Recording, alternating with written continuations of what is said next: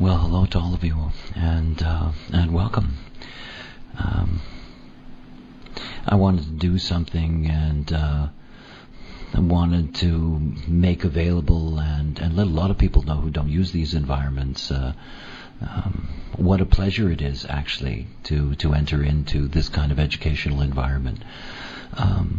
The ease that it brings in terms of access to the information, and the fact that it's interactive and that it is global, and it is very exciting. And so it's nice to have you all here to use or inaugurate the IHDS reception area. And what I really am going to deal with tonight or today is the basics. And I haven't visited the basics in a long time. And it's an interesting thing about going deeper and deeper and deeper into knowledge. Every moment that you take a step back, you realize that everything leads back to the surface. Everything leads back to the simple. And that all the mysteries are really just laid out there in front of us. And so the theme for today, the vehicle, the passenger, and the driver, well, it takes me back to the very beginning of my process in human design. And when I first began working with the knowledge, this is the way that I looked at things. There was the body graph obviously sitting there in the center, and there were these two wheels, these wheels with their synthetic layers of zodiacal constellations and hexagrams of the I Ching. It's the way that I looked at things, because each of them is different. Truly, they're different. I mean, we live in an illusion, and we live in a dense illusion that is created by our self-reflected consciousness, the illusion that we are a wholeness, that we are a oneness. It is that very illusion that has driven us to try to see the wholeness and the oneness in everything. In everything. But we're not about oneness. We're not. And everything about the human design system is that the human design system, to its very core, is dualistic. It is about this and that. Everything is about this and that. And it is something to understand about the most fundamental dilemma, that is, how do you live in one of these forms and live a life that is correct and rewarding and fulfilling? How do you do that? And humanity struggles with that. They struggle with their minds. They struggle with the way in which they try to make sense out of the phenomena of their lives. They suffer deeply, in fact. And that suffering is rooted in this deep, deep assumption of wholeness, and it's not there. We are a duality. We are very much a duality. And one of the jokes of the nature of our duality is that we've been putting all of our faith, all of our trust, all of our hope into one aspect of the duality at the expense of the other.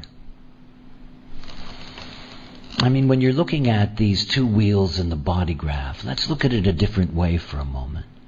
Let's look at it this way. Let's think about these mechanisms and what these mechanisms are all about. In essence, it takes me back to the very beginning of my work in human design. In some ways, that's what this particular lecture reminds me of. I spent many, many years traveling from place to place, introducing the human design system. And introducing the basic construct of human design, how it works. And I would go back and I would start with the Big Bang, Start with the beginning of the whole story.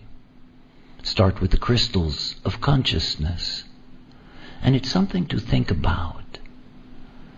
According to the mythology of this knowledge, in the beginning there were two crystals, yang and yin. Now, however you want to dress up the mythology, the way the story goes is that when the yang and the yin banged into each other, they shattered. And in the course of that shattering, all along the track of 15 billion years of movement, that each and every one of us has an aspect from that source. I remember doing a lecture in Sedona in Arizona, and after the lecture, some person came up to me and said to me, "Oh dear, you're an old soul." And I said to her, "Well, we all are. That is, we all started at the same time. We all started way back there in the beginning. These crystals of consciousness. And we have two. We're endowed with two crystals of consciousness, which means that we are a binary consciousness. A binary consciousness. Not what you describe or think of as mind. We are a binary consciousness. The personality crystal, this aspect of the original yang. When the neutrino stream goes through the personality crystal, what you get is who you think you are. But of course that's a joke. And it's a good joke once you get it. But that's what happens. The information goes through the crystal, and the crystal in its uniqueness, as the information goes through, it comes out as who you think you are. And you can see all that personality crystal information in your design. You can see it in every black line that's drawn in the body graph.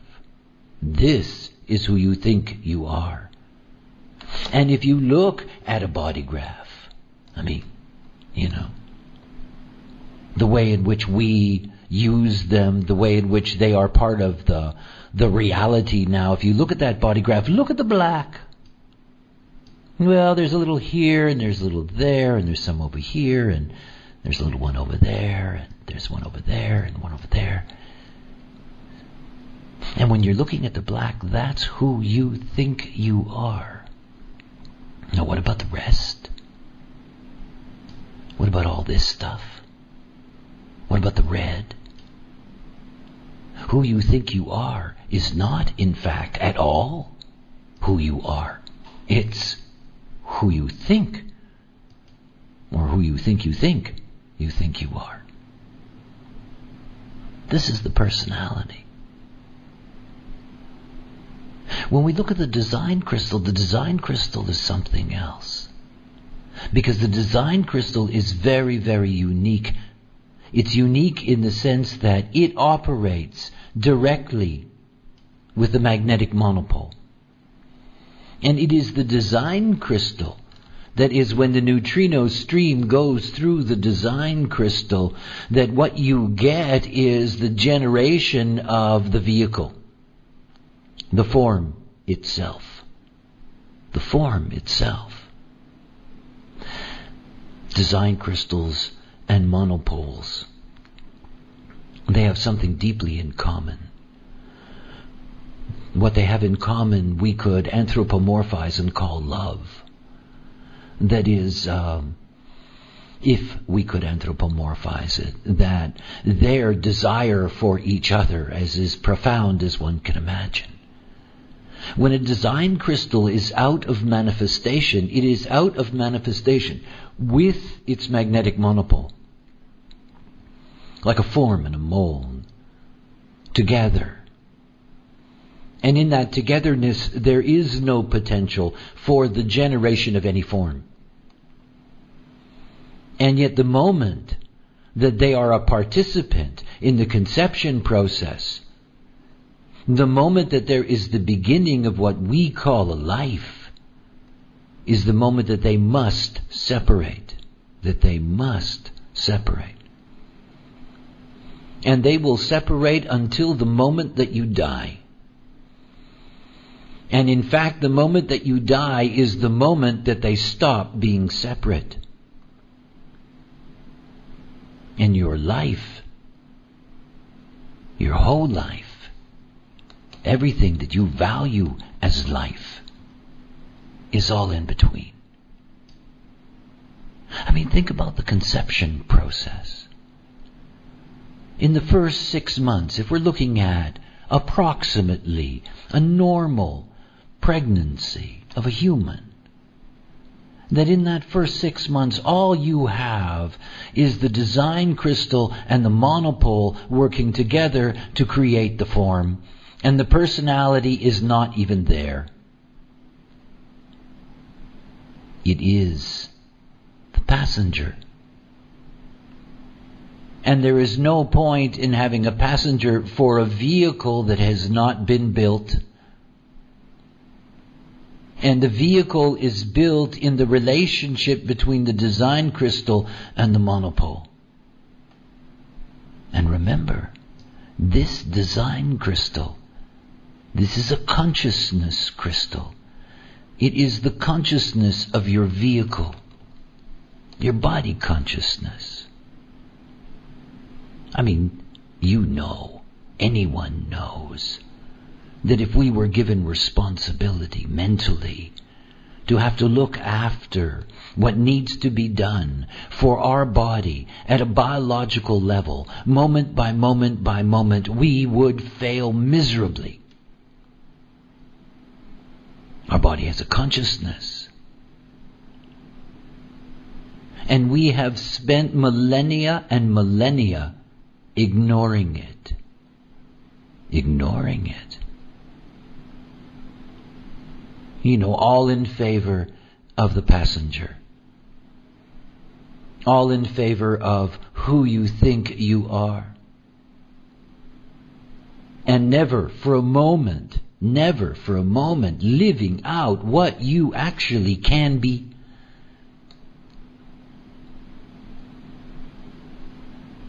And then we have the driver. And the driver is the great mystery. It's the great wonder. The magnetic monopole, you know, that monopole, that single pole. Always attracting. And it has two functions. It holds us together in the illusion of our separateness. Well, think about what that really means. We are what we are because of it. It holds us together in the illusion of our separateness. And that separateness is the components of what we are. This drawing, it really puts things in its proper perspective. The domain of the design crystal consciousness, the domain of the personality crystal consciousness, and the synthetic environment. And that synthesis, the quantum, is achieved by the influence of the monopole. It's the monopole holding the design and the personality together in this illusion of separateness.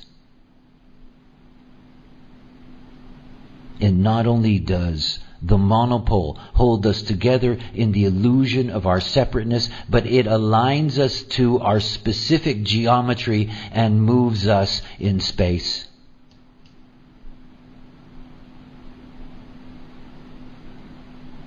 This is the driver. Now let's think about something for a moment. When you're looking at a human design calculation, your human design calculation, there's an obvious to begin with. This calculation and this calculation are 88 degrees of the sun in movement apart, approximately 3 months apart. Now what that means is that you have two entirely different databases. They're different. I mean, they are very different from each other. It's the first thing to really get. The sacred marriage. You know, you've heard this in the New Age, the so-called sacred marriage. It's within us. It's within. You see, the personality, well, the personality has a rough ride. It does. And it doesn't want to know the truth, that it's not really important. You know? That it isn't intended to be responsible for the life. It isn't. That its opinions about going this way or that way are folly. And it is truly left out of the game. Truly. You see, everything about living on the material plane is about the form. We're a bioform. We live in the illusion of a deeply material and physical plane. And the reality is that we have been ignoring that aspect of our nature, that aspect of our consciousness that is specifically concerned with our viability and survivability on the material plane. See, what human design brings is something very basic. It's very basic. You know, when somebody asks me, what is it? I tell them that it's just about decision making. And it is.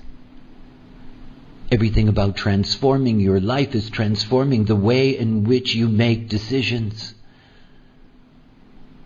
You see, we have given for millennia and millennia and millennia the responsibility for making decisions to the personality, that thing that thinks it is us, that it is not.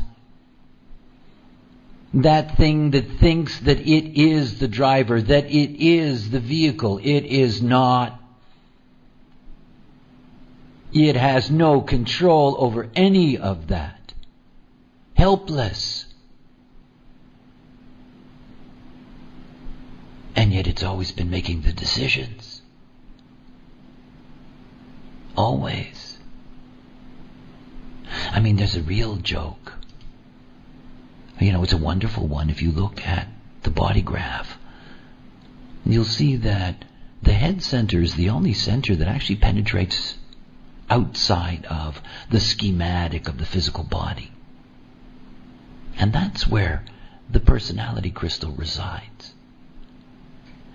I mean, even when the design and the monopole have completed building the fetus into a viable form, being able to build a brain that has the potential of the neocortex and the possibility of self-reflected consciousness. In other words, when the back seat is available for the passenger and the passenger gets called in, it doesn't even get called into the body itself. That's just there for a ride. It's what we are as consciousness. Our personality consciousness, you and me, our passengers, they're here for the ride. They're not here to do. They're here for the ride. They're here to see. They're here to look out the window. They're here to watch the movie. But they're not here to be the driver. They're not here to be the vehicle because they cannot. You know, I started by saying that this is all about the simple. Yeah, simple. But boy, is that ever a challenge. I mean, I know. I've been doing this a very long time now. What a challenge for passengers to give up their false authority. What a challenge. So used to it. It's the way you're conditioned. It's the way you're brought up. Everybody's your authority. I mean, everybody's your authority. You know, Allah's your authority, or Jesus is your authority, or the president or prime minister or this or that is your authority. The lawyer is your authority, and the cop's your authority, and the teacher's your authority, and your lover's your authority, your damn dog's your authority.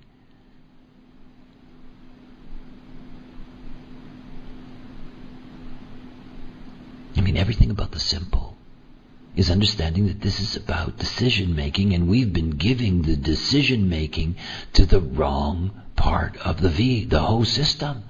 We handed it over to the personality. Here, you know, make decisions based on not knowing, instead of here. It's what human design brings. It brings a movement in what is authority. And it's taking the authority away from mind, and it's returning the authority to the vehicle,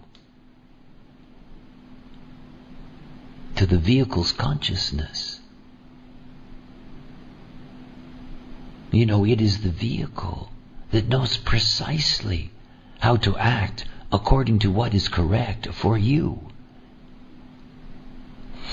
Every human being incarnates on this plane with the potential to differentiate. Every human being. Each and every one of us are a unique filter of the neutrino ocean. We all have a potential to be able to filter that uniquely and perfectly as ourselves. It's what we're here for. To be unique.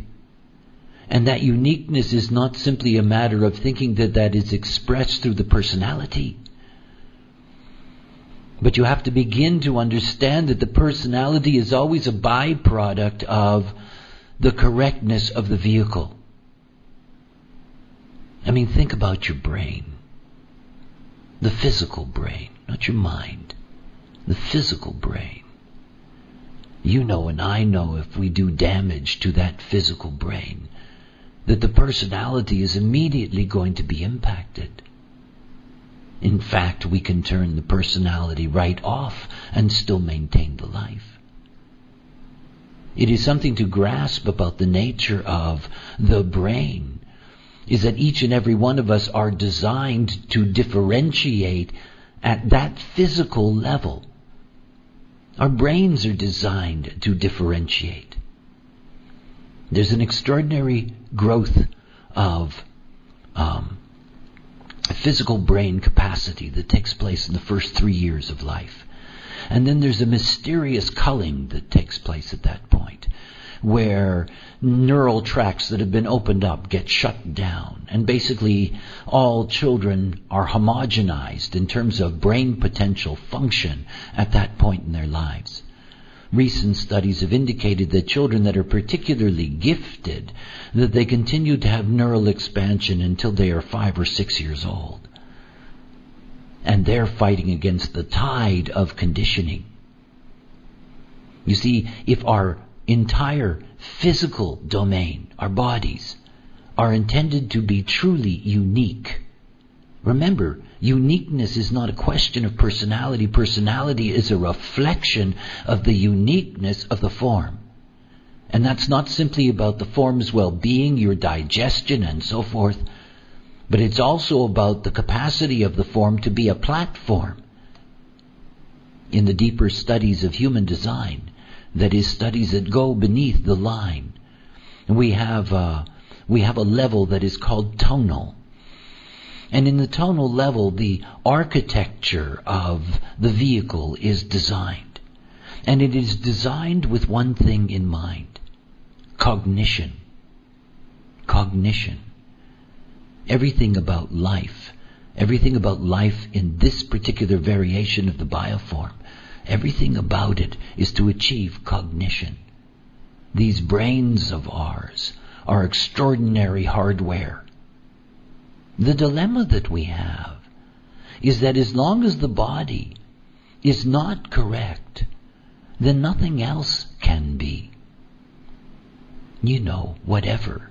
Love, your sense of self, the material plane, sexuality, on and on and on. The dilemma of what it means to be so open to conditioning. Human design brings the simple. And the simple is to bring authority to the form and allow the form to make the decisions. Let the vehicle and the driver, let them do their job. The moment that you give them that authority, you align your movement on this plane. You align it to its correctness. There's something fascinating to think about. At least it is for me. When I first began this process, I was not somebody that was well schooled in the esoteric or the spiritual mystical. When I began my process, it seemed to me that if you could get somebody to follow their strategy and authority, that you could get them to wake up. And I'm beginning to see something that is simply a continued affirmation of the fact that we are a very, very clear duality. When you follow your strategy and authority, you align your vehicle to what is correct for it. That is enormously beneficial. That is, it's beneficial on the physical plane. It's good for your health. It is good for your material life. It is good for your movement in this life. And in fact, your life is transformed by that.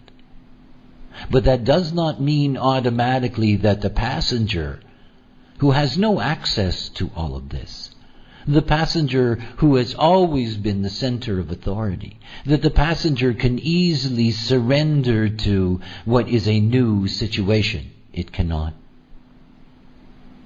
It cannot. See, the passenger has a lot to learn. That's what it really comes down to. The passenger has a lot to learn. This is the thing that allows the passenger to finally get to a place where it is not simply being forced to surrender. It accepts the transformation of its role in this process. When you enter into this experiment correctly, you give authority over to what is your true inner authority. In that moment, you begin a journey with your mind. With your mind. I love mind. I think it's important to understand I am not somebody who thinks that mind is the enemy. It is not. The fact that mind has been given responsibility for what it is not equipped for, is a historical conditioned phenomena. Mind is beautiful. It's wonderful for seeing. And when you begin to use your mind to see, instead of using your mind as an employee of your life, you can begin to appreciate its beauty. It is very, very difficult for the passenger to stand back. To just stand back. You know that. You know how deeply involved your mind is in your life. Oh, is it involved? In all of the possibilities of this and that and the other thing, and all of the things that go whirling through, and how easy it is for one of those things to get you to make that decision.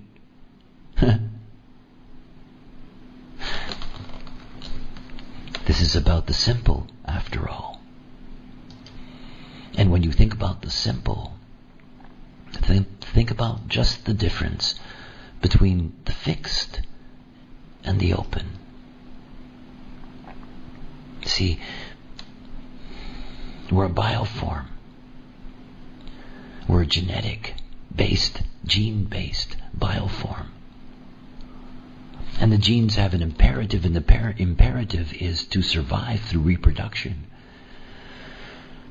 And if you're a bioform, you know that in reproduction, that reproduction is only going to be successful and viable for the species when you have the bondings of difference rather than sameness. We are designed to be deeply attracted to what we are not. To what we are not. And that deep attraction to what we are not is mental. It's mental. It's all mind. And being deeply attracted to what we're not, and that it is all mind, then you have to see that what mind is going to do in this life for you is going to make decisions based on what you are not. What you're not. We call it the not self. And the not self, it brings so much discomfort. Look at this being, this design, and think about the not self. Here's somebody that has an open heart center. Not broken, not empty, doesn't need to be fixed, just not consistent, just sitting there. And it carries with it a not-self strategy. That strategy is a direct emergence from what happens to that center when it amplifies being connected by somebody else. And the strategy of the open heart center is about always having to prove yourself. Always having to prove yourself worthy. The great promise breakers. Now think about the mind of this being, the not-self mind of this being. And the not-self mind of this being comes to a fork in the road. And whatever that fork in the road happens to be, whether it's to do this job or that job, be with this person or not, and so forth and so on, it gets to that fork in the road, and how does it make that decision? It doesn't make that decision with its body consciousness. It tries to make that decision with its mind. It tries to formulate. It tries to strategically figure it out which way to go. But it's not that simple. That open center becomes a condition of making that decision. I will go left because it's going to prove that I'm a good person. I will go right even though I hate it because I promised to do it. And on and on. And there's 5 open centers. And myriad open gates. Open channels. All under the influence of the other. All becoming conditions upon which this mind that is not this person's authority will make decisions based on everything it's not. Open emotional system. The not-self strategy of the open emotional system is to avoid confrontation and truth. If I go left, will I avoid confrontation and truth? Good, then I'll go left. It has nothing to do with who this being is. This is the passenger in the back seat, trying to run the whole show. It's not equipped. It can't. And it is only making a decision for what it is not. It's not capable of making a decision based on what it is. The passenger is interesting, eh? The passenger works so hard at trying to figure out what it's all about, and all it has to do is sit back and see. And all the fears about life, human beings with their endless trips and their hang-ups, this not self domain, making decisions over and over again with the mind,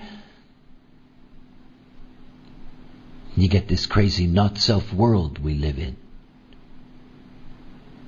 where babies die every second because there aren't pennies and services for diarrhea. That we live in the madness of a homogenized, normal world, all based on decisions that have nothing to do with truth.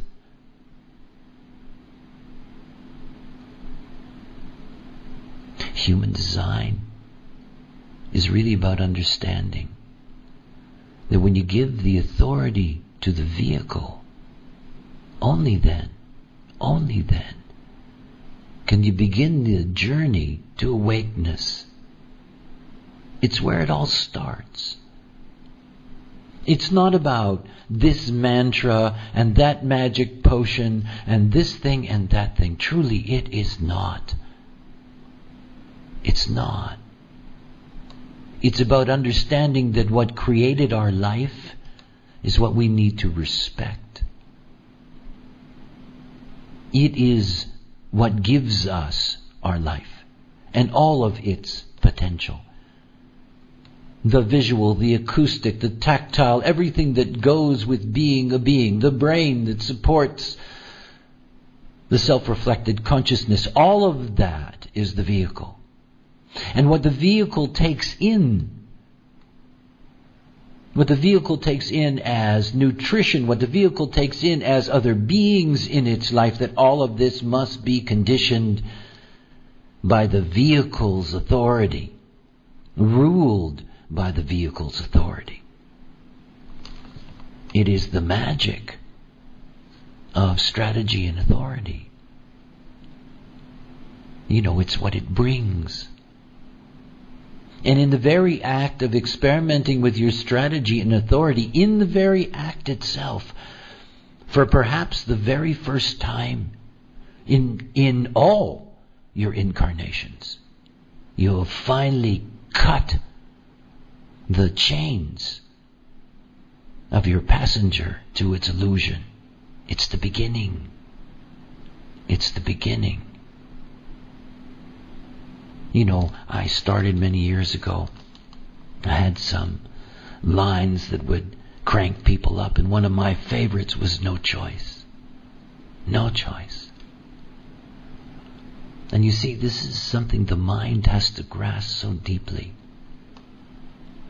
It's not like this is some kind of esoteric, new agey thing.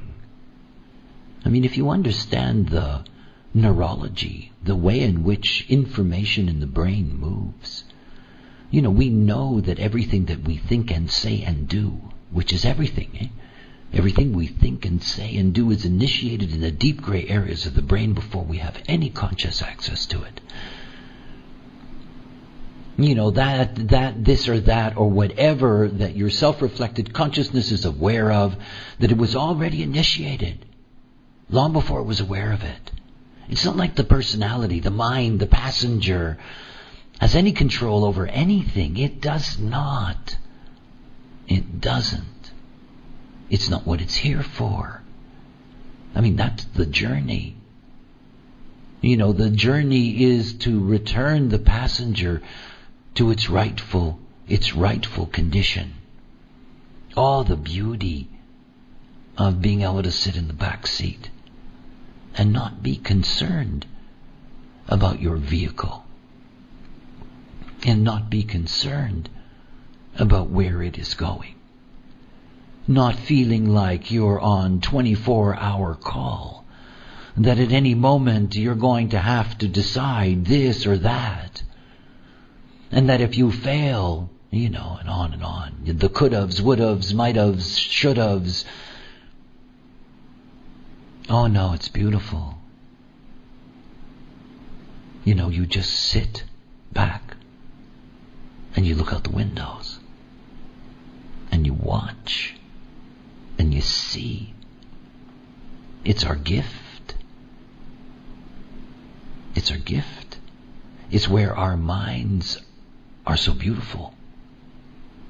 See, the moment that we're dealing with a world in which there are those that have a true inner authority, it begins the possibility of being in a world where personalities truly make a unique contribution. A unique contribution. This is not about that one being or one mind is the answer. It's about understanding that this is the liberating of unique authority, both physical and intellectual. I can only be a valid representative of what it is to be on the cross of the Clarion, as a manifester, my particular perspective. It's my contribution. It's what mind's for. My mind is good or interesting for you. It is not good for me. My mind does not make decisions for me in this life. It doesn't. It was terrible at it when it did. Terrible. It's not what it's about. But mind, when it's freed, then it can begin to make a contribution. We do not yet have any real sense of how profound human consciousness can be. All we have is homogenized concepts. That's all we have. Homogenized concepts. The 2 billion people will believe the same nonsense at the same time. Homogenized concepts. Human design is about the individual. And I mean that in the sense of the singular being. It is what this knowledge is for. It is why this knowledge is here now. It is here now because there is an enormous momentum that is placing incredible pressure on the viability of groups, on the viability of infrastructures, support infrastructures, that the future for our children, for our grandchildren, for our great-grandchildren, and on and on and on, is going to be dependent on the ability to be able to operate correctly as oneself, as your own unique authority. These are just words. I know they're just words. I don't know how to translate the feeling that I have in my life as my own authority. I don't know the words to describe that level of liberation. The incredible, incredible freedom that comes with knowing that at any moment, anywhere, any time, that within yourself is the essential decision.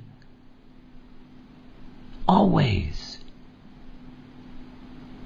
And in that grows something that I think is the greatest gift of all. And that is to be able to love yourself. To love yourself. It was a horror for me when I first went out with this knowledge and sat with people by the thousands and did their analyses. I was appalled. They couldn't stand themselves. You could feel it the moment that they walked into the room. You could feel it the moment that you touched something that they really didn't like about themselves. You could see how hard it was for them to look in the mirror and see the grace that they've been given. Oh, it was awful. It was also a bad joke. They disliked somebody who wasn't them. They had never known who they were. They had never been able to live this life in such a way that they could see the beauty of why they are here. that through that experience of living correctly as themselves, the contribution that they could make to the other, the awareness that arises from that, it's astonishing. And human beings are trained not to like themselves by living in a homogenized, conditioned world. You don't look as good as the kid next door, or, goes on and on and on. See, the simple. I've been telling people to do the same thing for a long time. Because it is simple. And yet to really grasp something that it works. And it's more than that. It opens up something that is only here now. Now. You see, we have the tools to grasp our essential nature. We have techniques that can allow us to operate correctly as ourselves. And we have a deep, deep understanding of the way the mechanics work. Any personality that has the geometry to be involved in this process has the possibility, has their possibility to ultimately express their unique mental contribution. What can you tell me about the cross upon which you stand from the profile and the design that you have? What do you see? I don't see the same thing. We do not have respect for the extraordinary potential of unique awareness. We don't. We have all these myths about how we need to harmonize. We have all these myths about how we need to share. How these concepts are supposed to be, uniform. We're entering into a new age.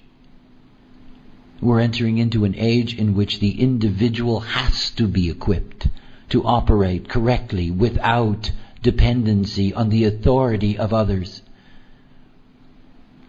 And in operating correctly and not being dependent on the authority of others, the ability in that through their experience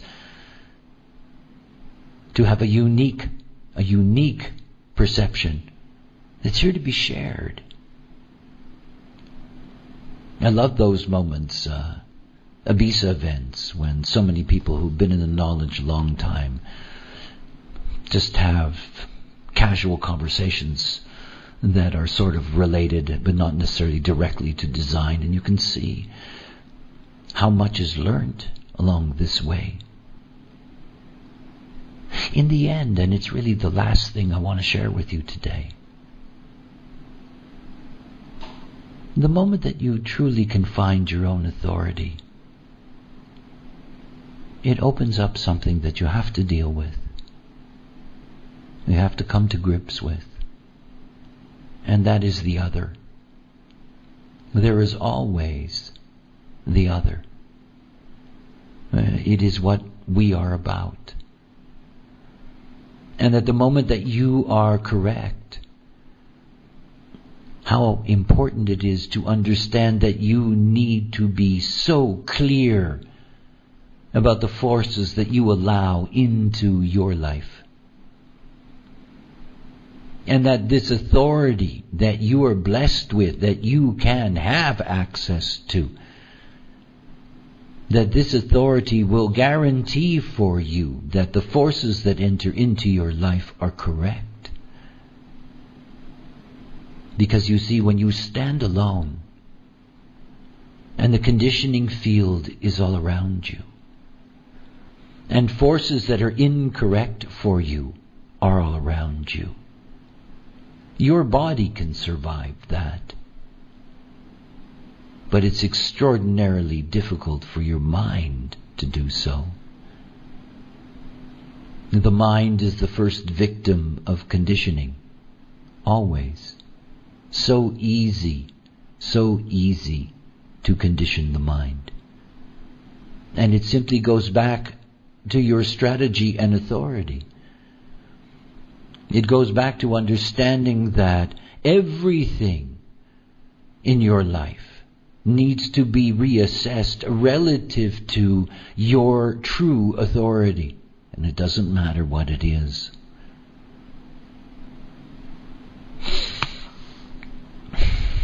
I love the simple. It's healing. It's one of the most magical things about this knowledge is that you can say to a generator, look, just respond. Just wait to respond. And those words, that key,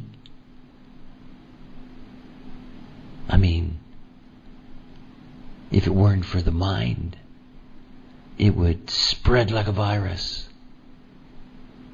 Because its power is so incredible to transform that being's life.